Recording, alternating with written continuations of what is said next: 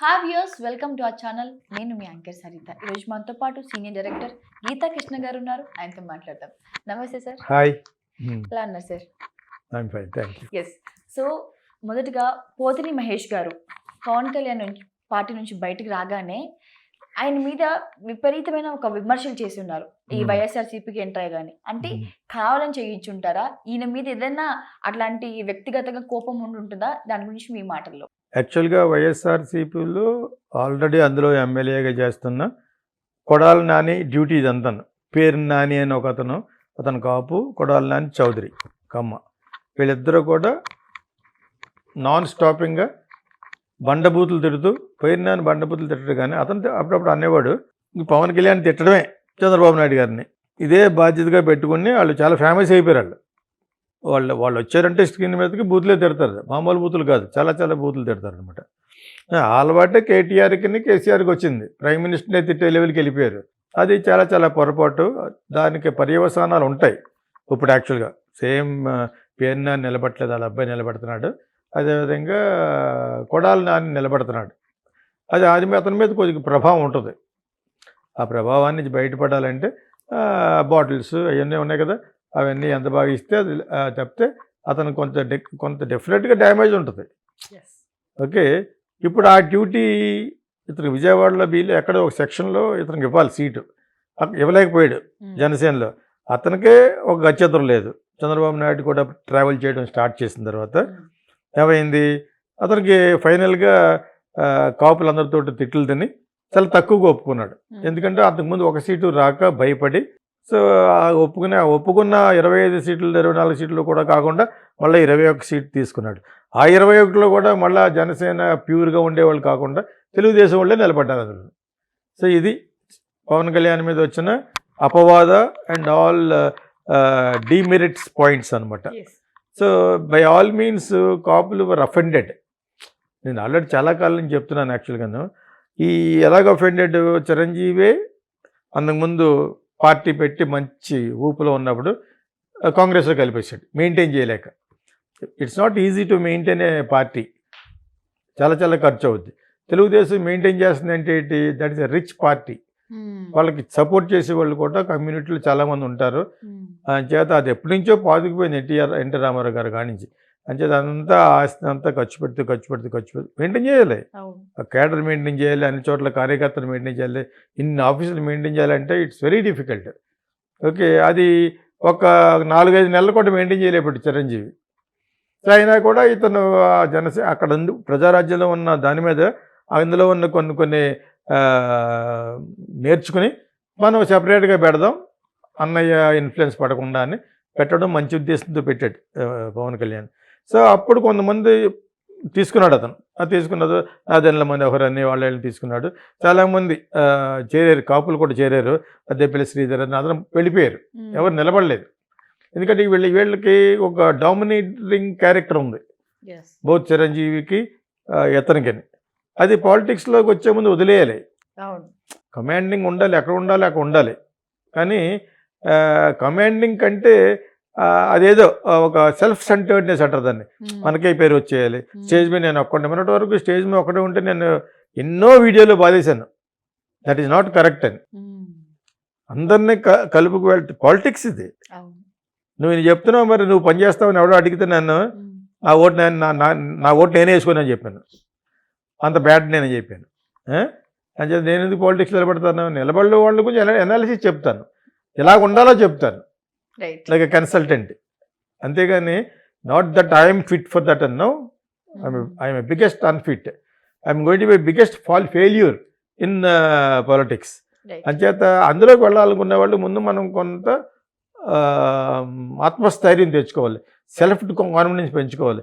ఇలాగ చాలా చాలా వీడియోలు చెప్పిన తర్వాత నా ఛానల్లో చెప్పినప్పుడు నన్ను కూడా దాని మీద కంప్లైంట్లు కూడా ఇచ్చారు జనసేన. నేను మంచిగా ఇచ్చాను యాక్చువల్గాను, కానీ నాకు కొంచెం స్ట్రాంగ్గా ఉంటాయి అంతే. ఇవాళ పొద్దుటే ఆవిడ ఫోన్ చేసి ఫిల్మ్ ఎంక్వైరీ కోసం చేసాడు ఎప్పుడో, అందులో ఉంది గీతాకృష్ణ ఫిల్మ్ స్కూల్ ఎంక్వైరీ చేశాడు. అతనికి ఏదో డైరెక్షన్ కోర్స్ చేరాలి అనేదో ఉందన్నమాట. అది చాలా కాలం క్రితం అతను డబ్బులు కట్టలేక జాయిన్ అవ్వలేదు. సో తర్వాత జాయిన్ అవుతాను ఏదో అన్నాడు, ఈ మార్చిలోనో ఏప్రిల్లోనో. సో అతను కింద పెట్టి నువ్వు అని సంబోధించి నన్ను పవన్ కళ్యాణ్ ఓడిపోతావు అన్నావు అని అన్నాడనమాట. చెప్పు తీసి కొడతానని చెప్పాను నేను ఏమన్నా నా దగ్గర ఉంది. తర్వాత గెట్అవుట్ నన్ను ఎవడరా నువ్వు నన్ను ఎంక్వైరీ నా సినిమాలో నా ఫిల్మ్ స్కూల్లో చేరడానికి వచ్చావు, నువ్వు అలా ఉండాలి కానీ నువ్వు మళ్ళీ ఇదే నువ్వేటంటే సారీ సార్ అదే మీది వయసులో పెద్దవారా అంటే బుద్ధి లేదా, నేను ఫ్యాన్ అండి, నువ్వు ఫ్యానా గడిది ఫ్రిడ్జ్ ఎవరికి కావాలి, నువ్వు ఫ్యాన్ అయితే ఎవరికి కావాలి, ఫ్రిడ్జ్ అయితే ఎవరికి కావాలరా, స్టూపిడ్, ఐఎమ్ థ్రోయింగ్ అవుట్, మళ్ళా వచ్చే చెప్పి బయటికి గెంటేసాను, బ్లాక్ చేసి త్రూ హిమ్ అవుట్. ఫేస్బుక్లో అంతే, ఫేస్బుక్లో అందరికి పోస్ట్ పెడతాను, నేనంటే నా నా నా యొక్క ఉద్దేశాలు లైక్ చూసులోనే ఉండండి, అదిలో గెట్అవుట్. మీలో 5,000 మంది ఉంటారు కదా, అందులో 4,800 మంది మీరు రిక్వెస్ట్ చేస్తే నేను ఓకే చేశాను, నేను ఎవరిని రిక్వెస్ట్ చేయను. మ్యాక్సిమం 10 మంది అమ్మాయిలు ఉంటారు, వాళ్ళని రిక్వెస్ట్ చేసి ఉంటానని చెప్పాను. బికాజ్ నేను అందాన్ని ఆరాధిస్తాను కాబట్టి వాళ్ళు అలా వస్తూ ఉంటాయి కదా, అటక్ కొడతాను అనమాట, అందంగా ఉంటాను, అది కూడా పెడతాను అప్పుడప్పుడు. మీ అదో మోకాలు ఎవరు పడతాడు అని చెప్పాను. నేను ఎవరిని రిక్వెస్ట్ చేయలేదు వరకు లైఫ్లో, ఒక మినిమం ఒక 4-5 గర్ల్స్ అని చెప్పాను, పెడతాను అందులో. Other people if you don't want just get the hell out of my this thing అంటాను అనమాట. ఇది యాక్చువల్గానే అర్థం చేసుకోవాలి. అంతేకాని తర్వాత నేను మాట్లాడే మాటలు వినడానికి వస్తారు, అవి వినాలి కానీ సరే కొంచెం యాంకర్ ముఖం చూస్తారు, బాగుందని అమ్మాయి అంటాడా, ఒకటి గుంట బాగుందని అంటాడు, అవన్నీ కరెక్టే, అది అయిపోయిన తర్వాత సబ్జెక్ట్ అనుకున్నాను, ఈ టోపీ ఎప్పుడు తీస్తారండి, ఇదే ఏంటిది, వాళ్ళకి అవి అవసరమయ్యి కంటెంట్ ఎవరు వింటలేదు. ఇప్పుడు పవన్ కళ్యాణ్ ఎక్కడో ఓడిపోతుంది ఎప్పుడో చెప్పాను, ఇప్పుడు కాదు అది.